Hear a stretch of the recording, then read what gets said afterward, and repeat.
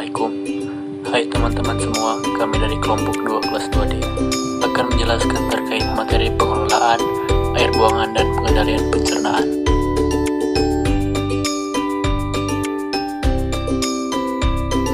Pengolahan air limbah atau air buangan merupakan serangkaian proses yang dilakukan untuk menghilangkan dan membersihkan limbah hasil industri, komersial atau rumah tangga yang terkandung di dalam air sehingga dapat dimanfaatkan kembali oleh lingkungan tanpa memberikan dampak negatif apapun. Apabila mengalir ke aliran sungai akan mematikan biota di dalamnya.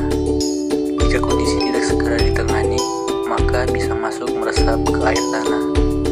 Padahal air tanah ini banyak dimanfaatkan manusia untuk kebutuhan konsumsi, tentu sangat berbahaya. Beragam ancaman penyakit kerap muncul dari sumber air yang tercemar, mulai dari diare, muntaber, dan sebagainya. Metode pengelolaan air limbah atau air buangan. Limbah merupakan hasil yang sudah tidak terpakai dari kegiatan rumah tangga, industri, atau tempat umum lainnya. Karena merupakan hasil pemakaian, maka di dalamnya terkandung zat yang tidak semestinya sebagai syarat kebersihan. Yang pertama adalah pengenceran atau dilution. Air yang tercemar diencerkan sehingga memiliki konsentrasi lebih rendah sebelum dibuang ke saluran. Yang kedua, kolam oksidasi atau oxidation ponds. Pengolahan air limbah dengan metode kolam oksidasi memanfaatkan sinar matahari, oksigen, bakteri, serta ganggang atau algae. Keempat unsur tersebut mampu membersihkan semua kontaminan secara alami. Yang ketiga adalah irigasi. Metode irigasi dilakukan dengan mengalirkan ke parit terbuka. Ini memungkinkan terjadinya perembesan ke dalam tanah melewati dasar dan dinding parit. Proses penyaringan alami terjadi pada metode ini. Tahap pengelolaan air limbah atau buangan dalam lingkup yang lebih besar seperti pencemaran akibat aktivitas industri, maka diperlukan tahapan pengolahan tertentu. Gunanya untuk memastikan bahwa hasil akhir pengolahan benar-benar aman bagi lingkungan dan manusia. Berikut adalah tahap pengelolaan air limbah atau buangan. Yang pertama, pendahuluan. Tahap pertama adalah pendahuluan, di mana limbah akan dipisahkan dari padatan kasar dengan lemak atau minyak. Fasilitas yang dibutuhkan antara lain saringan, pencacah, bak penangkap pasir, penangkap lemak minyak, serta bak penyetaraan. Yang kedua, tahap pertama. Tahap pertama dilakukan dengan pengurangan kandungan padatan tersuspensi. Caranya melalui proses pengendapan partikel padat. Dalam tahapan ini digunakan bahan kimia untuk meningkatkan kemampuan netralisasi. Yang ketiga, tahap kedua. Tahap mekanisme oksidasi biologis tujuannya mengurangi zat organik. Dalam hal ini diperhitungkan kuantitas limbah cair, kemampuan pengurangan zat organik, hingga lahan yang tersedia, didukung sarana berupa saringan tetes, kolam stabilisasi, dan unit lumpur aktif. Yang keempat, pengolahan lanjutan. Pengolahan tahap lanjutan bertujuan untuk menghilangkan senyawa fosfor, nitrogen, menghilangkan sisa bahan organik serta senyawa penyebab warna, serta menghilangkan padatan terlarut dalam limbah. Pengendalian pencemaran.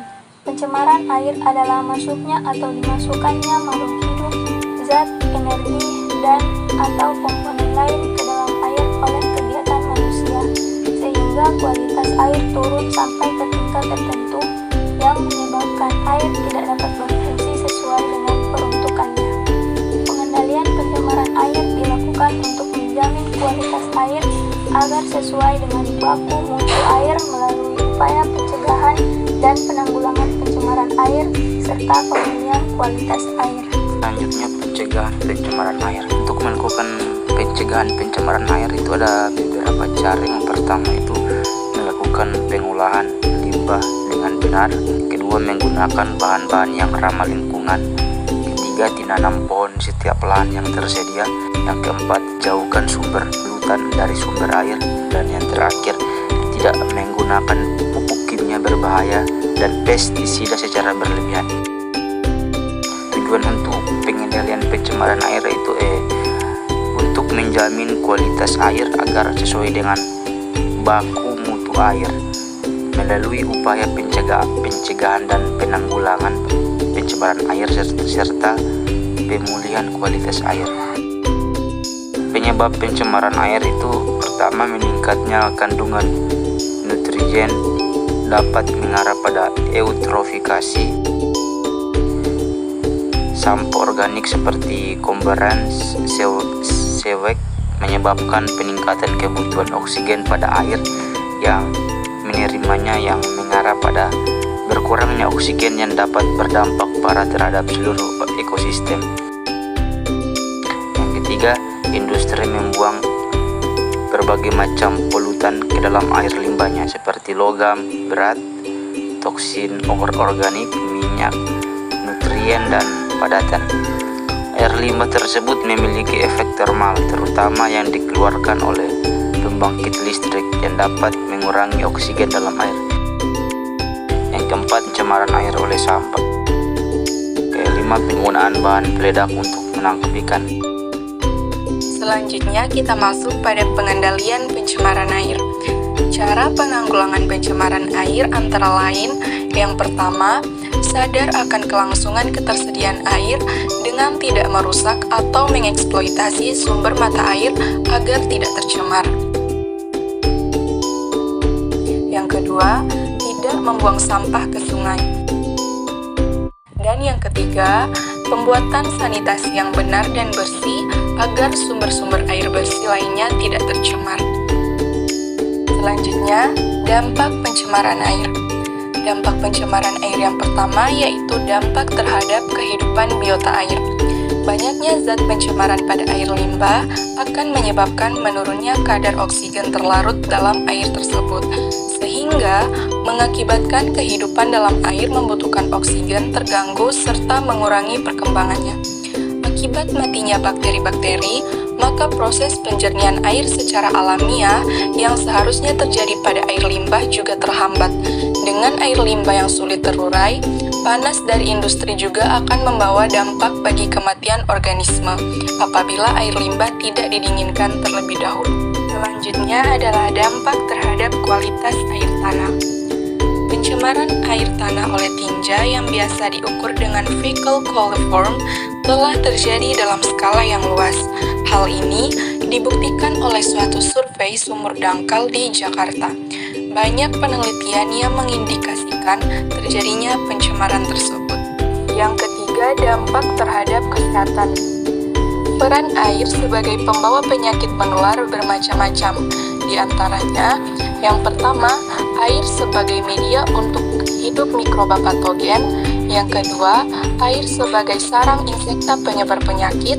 Yang ketiga, jumlah air yang tersedia tidak cukup sehingga manusia bersangkutan tak dapat membersihkan diri. Dan yang terakhir, air sebagai media untuk hidup vektor penyakit.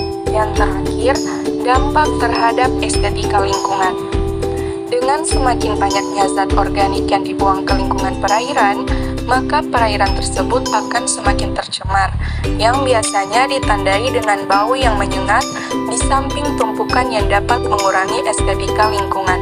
Masalah limbah minyak atau lemak juga dapat mengurangi estetika lingkungan.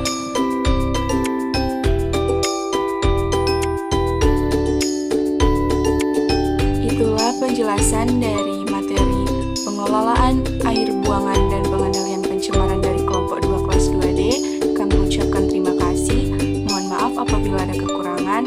Wassalamualaikum warahmatullahi wabarakatuh.